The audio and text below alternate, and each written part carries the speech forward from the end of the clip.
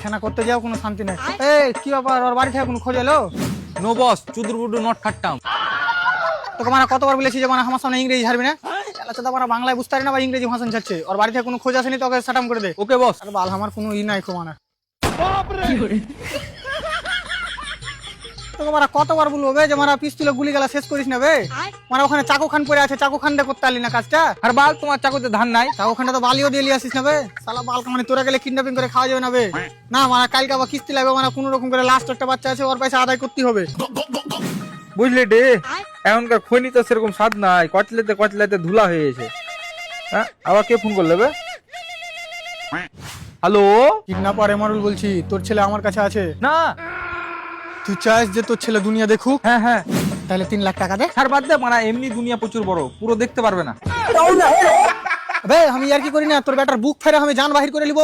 ও আচ্ছা, কিডন্যাপার ভাই শুনো না, হ্যাঁ বলো। বুক যখন ফাইবা বলছো একটু বেশি করে ফারিও। আর কিডনিতে দুটো পাথর আছে, বাইর করে লিও তো। অপারেশন করতে লেগেছিল, মানে ডাক্তারে প্রচুর পয়সা চাইছে। বে শালা আমি ডাক্তার লয়, তোর বাচ্চা নিয়ে যা, টাকা দিয়ে যা। ভাই আমার কাছে টাকা নাই। কেমন ভাববে তুই? মানে সামান্য কিছু টাকার লেগে তোর রক্তকে বাঁচাবি না? রক্ত ভাই আমার জন্মের পরই শুকিয়ে গেছে। ওই ছোড়া জন্ম হওয়ার পর আমার মদ শুরু হয়েছে। নাকিটি ছুরি। না, এটা বাপ কোনো মতো হইতে পারে না। বে তুই তোর বহুকে দে। হ্যাঁ দিছি, এলএটি তার নাম ফোন করেছে। দেখ দেখে নি মিনসার কথা, এখন আবার আমি কোনটা নাং পাবো রে? নহন দেখে জান বাঁচে না। হ্যালো। হ্যাঁ ভাবি, তোমার ছেলেকে কিডন্যাপ করে লেছি। তোমার ছেলেকে বাঁচাতে চাইলে 3 লাখ টাকা লাগবে। না জি ভাই, অত দাম নিতে পারবো না, তুমি অন্য কাউকে দেখ খেলিও।